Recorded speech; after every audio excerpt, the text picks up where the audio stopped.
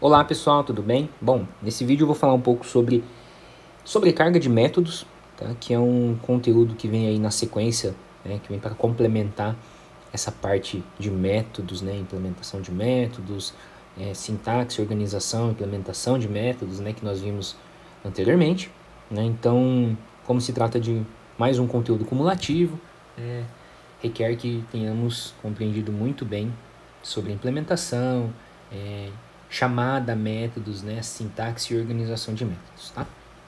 Bom, até o momento, a gente viu que a gente precisa definir nomes para atributos ou variáveis locais, né, de tal forma que esses nomes sejam únicos, né, naquele escopo, seja do objeto, ou seja do método, da função, ou até mesmo, né, do próprio programa, né, do próprio escopo local ali do programa, né? Por quê? Porque essa variável ou esse atributo, né, ele precisa ser identificado, ele é identificado a partir do seu nome, né, para que consigamos fazer o devido acesso, a devida manipulação, né, desses seus conteúdos ao longo da execução do programa, né. E aqui na sequência tem um exemplo, né, que talvez esclareça um pouco melhor, né, o que eu quis dizer com relação ao escopo, tá? Então vamos supor que a gente tem aqui dois arquivos, né? O primeiro aqui que vai conter as informações a respeito de um produto, né? Então eu vou ter uma classe chamada produto, e essa classe está em um arquivo provavelmente chamado produto.java, né? E aí logo na sequência também tenho aqui uma outra classe chamada main, né? Que é onde vai correr o programa principal, né? Então isso aqui está implementado provavelmente em algo chamado main.java, né? E só a título de a gente reforçar o que nós já vimos até o momento, né? Acredito que nos vídeos anteriores a esse a gente reforça muito bem com alguns exemplos, né? Mas só para a gente relembrar um pouquinho. Nessa linha, o que está acontecendo, né? Duas coisas. Primeiro, criação de um novo produto, né? Ou seja, criação de um novo objeto, né? A partir dessa classe, desse modelo, né? Então está sendo criado aqui na memória, né? Seguido de uma atribuição, né? Então eu estou atribuindo a uma variável chamada P1 do tipo produto, né?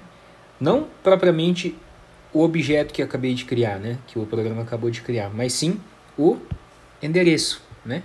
Essa variável aqui na memória vai conter o endereço do objeto que acabou de ser criado e alocado na memória, né? Por que é necessário guardar esse endereço desse objeto?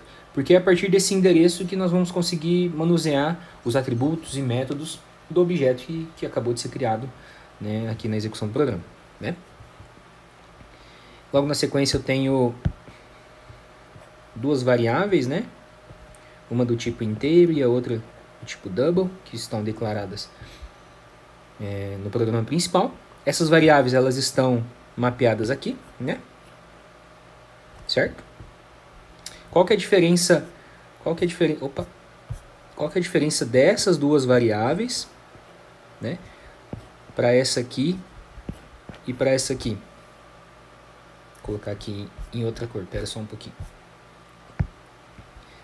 Para essa aqui que eu coloquei em retângulo vermelho dentro do objeto produto. Sim, o escopo, né? O que está em azul, no quadradinho azul, né? Corresponde ao escopo do programa principal, né? E apesar de ter o mesmo nome dentro ali do objeto, né, aqui no atributo e aqui também dentro do escopo desse método, né,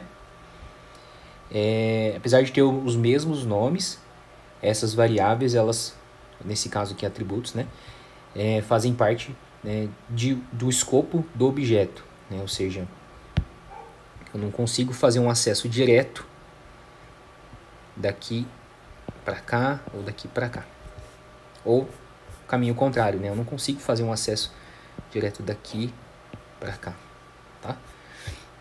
Beleza? Então, isso que está em vermelho, né? Então, deixa eu apagar aqui para fazer melhor. Isso aqui em vermelho são atributos que fazem parte do escopo do objeto, certo? Escopo do objeto. E o que está aqui em amarelo faz parte do escopo do método que está dentro desse objeto, tá? Então, escopo do método. Então, toda vez que esse método for chamado a partir do seu objeto, né, que está sendo endereçado aí na memória, essa variável vai existir, né, ali na memória, vai ser alocada na memória para que a sua implementação aconteça, sua execução aconteça, né? Outra coisa que a gente não comentou também, mas que a gente já viu anteriormente, para eu acessar tanto as informações dos atributos desse objeto quanto acessar esse método, a gente não acessa diretamente, né, chamando propriamente aqui, por exemplo, aumenta, né? Não deixa isso solto aqui na main. Se eu quiser acessar a execução, se eu quiser chamar esse método, né, eu preciso referenciar por meio do seu endereço na memória, né? Eu preciso especificar qual objeto, né, que eu desejo chamar, fazer a chamada desse método, né? Que no caso é o objeto que está sendo referenciado por P1. Né? Lembra que P1 guarda o endereço, né, desse objeto que eu estou fazendo a chamada desse método. Certo? Por que, né, como que eu diferencio, vamos dizer assim, do que é método e o que é atributo aqui nesse desenho? Método geralmente, né, vem acompanhado do seu nome, né, e vem com esse abre e fecha parênteses. Já um atributo não tem essa informação, certo? Tudo isso aí eu expliquei detalhadamente aí nos vídeos anteriores, tá, pessoal? Então, vamos lá. Bom, a gente viu também que todo método, né, de uma classe, de forma geral, é composto, além de sua implementação, né? Vou colocar aqui, ó.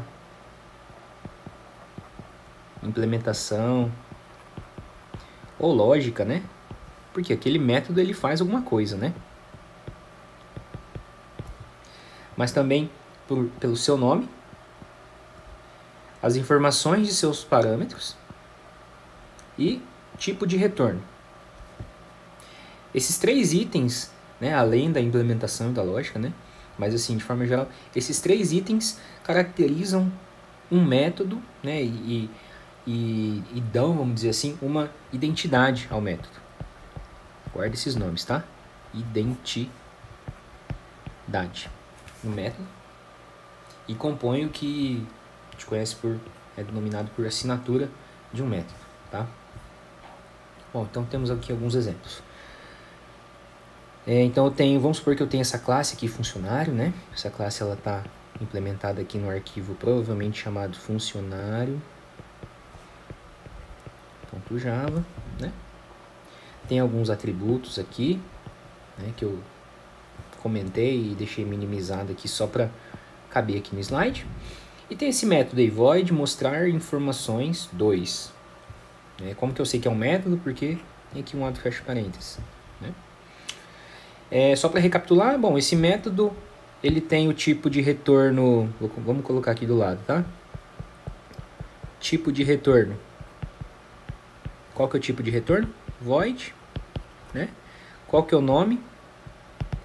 Mostrar informações 2, né?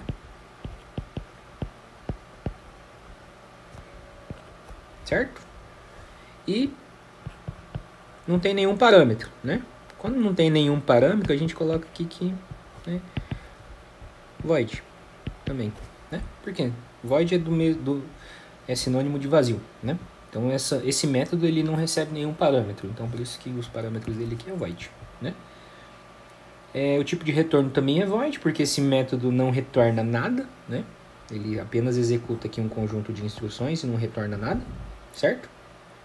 Então para esse método, né, o que vai definir a sua identidade, né, são essas três características aqui. A gente vai ver na sequência como que a gente organiza isso, tá? Ó, primeiro nome, né, que a gente viu anteriormente. Depois parâmetros, né? Nesse caso aqui é o void, porque tenho 0 parâmetros, né? Nenhum parâmetro. E por fim, o tipo de retorno, que também, nesse caso aqui, é o void, porque esse método não retorna nada, certo? Então, a assinatura desse método, se a gente for desenhar isso posteriormente no que a gente vai ver como diagrama de classes, ou talvez na disciplina de engenharia de software, né, vocês vejam isso detalhadamente, num diagrama de classes, esse método ele vai estar especificado, né, mais ou menos dessa forma, né? Nome seguido das informações dos parâmetros, né? E 2 pontos, né? A informação do retorno, tá? Mais ou menos essa a sintaxe, né? Beleza? Bom, outro exemplo, né? Se a gente tiver esse método aí chamado calcular salário final, né? Veja que aqui já muda algumas informações, né? Porque esse método, né? Opa, aqui tem até um erro. Na verdade não é mostrar informações, aqui é calcular. Deixa eu arrumar aqui, né? Perdão aí, pessoal. Calcular salário final, nome do método, né? Seguido das informações e seus parâmetros, né? Então, nesse caso aqui, um float, né? E seguido da informação do retorno, que nesse caso também retorna um float, né? Esse float aqui está relacionado a esse, e esse float aqui, entre parênteses, está relacionado à informação dos parâmetros, né? Certo? E aqui a respectiva implementação. Beleza? Bom, outro exemplo. Bom, aqui eu tenho outro método, né, cuja sua assinatura, né, cujo esse método é identificado, né, caracterizado dessa forma, né, pelo seu nome. Então aqui, seguido da informação de seus parâmetros e tipo de retorno. Certo? Vamos ver se tem mais um outro exemplo. Outro exemplo. Vamos supor que eu tenho esse outro método, né? Exibe data de nascimento formatada. Recebe 3 parâmetros, certo? Então, e não retorna nenhum tipo de valor. Apenas, nesse caso aqui, está só imprimindo na saída algumas mensagens e logo na sequência ele finaliza, né? Então, para esse método, né, a sua assinatura ela é construída da seguinte forma: pelo seu nome, né, seguido das informações de seus parâmetros. Note que, como nesse caso a gente não tinha visto nenhum outro exemplo com mais de um parâmetro, né? Nesse caso, como esse método recebe 3 parâmetros, então as informações de seus parâmetros, né, é int, né? Então, 3 variáveis do tipo int. Né? E aqui não é colocado, né, os nomes desses parâmetros, né? Apenas a quantidade de parâmetros, tá? Anotem isso aqui, tá? Quantidade de parâmetros e respectivos tipos, né? Certo? Então, int, né? Que está sendo definido aqui. E o tipo de retorno, void, tipo de retorno, tá? Beleza, pessoal?